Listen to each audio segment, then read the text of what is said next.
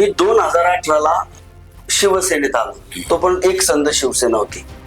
पण शिवसेनेत आल्यानंतर मी प्रचंड काम केलं. म्हणजे मी महत्वाची कामं सांगतो की हडपसरची 12 वर्षापासून जे आरोग्य केंद्र प्रसूतिगृह बंद होतं ते चालू केलं आंदोलन करून.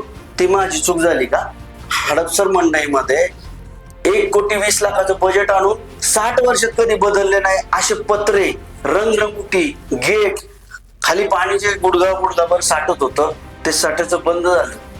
हे काम केलं, हे माझी चूक झाली का?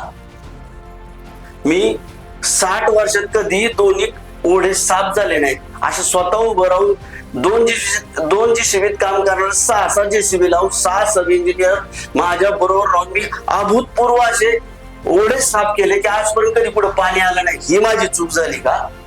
पक्ष वाढीसाठी प्रयत्न करतो, ही माझी चूक झाली का? आणि ही जर माझी चूक असेल तर मी केली आणि पुन्हा करणार. कशाच्या बळावर सांगताय? लोकांचे जीवन, लोकांना माहिती मी काम करतो. मी सर्वसामान्यांमधला नेता आहे. मी घरात जाऊन काम करतो. कुठल्याही वेळेला मला लोक काम सांगतात. माझ्याकडं जरी ताकद जरी कमी असेल पण आत्मविश्वास एवढा आहे की माझ्या एका फोनने सुद्धा अनेक लोकांची कामं होतात.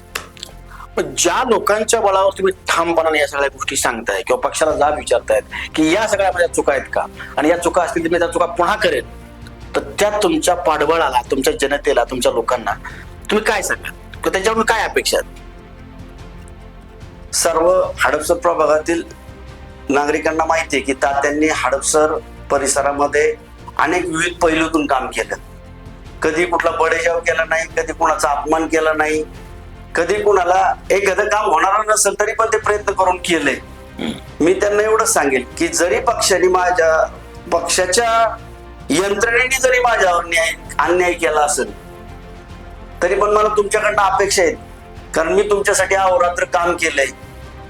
तुमच्या पाण्याच्या समस्या, दूषित पाणी, त्याच्यासाठी आंदोलनं, अहोरात्र तुमच्या आरोग्य सेवेसाठी, ह्या हडपसरसाठी मी 500 बेडचं हॉस्पिटल मागतोय पाठपुरावा करून. कोरोना काळात मी जम्बो कोविडची मागणी केली. एक छोटासा कार्य करताना मी एवढं मागतोय.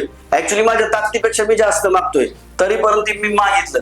म्हणजे मी आजही, मी पूर्वी ज्या लेवलला होतो त्याच लेवलला आज आहे. परंतु कामाने मी इतका मोठा आहे. मी भविष्यात खरंच मला तिकीट मिळू न मिळू, मी सभागृहात जाऊ न जाऊ, परंतु या नागरिकांसाठी शेवटच्या श्वासापर्यंत मी तुमच्या सोबत आहे. मी तुमच्यासाठी कुठल्याही वेळेस काम करायला तयार आहे. एनी टाइम मी तुमच्यासाठी सेवेत आहे.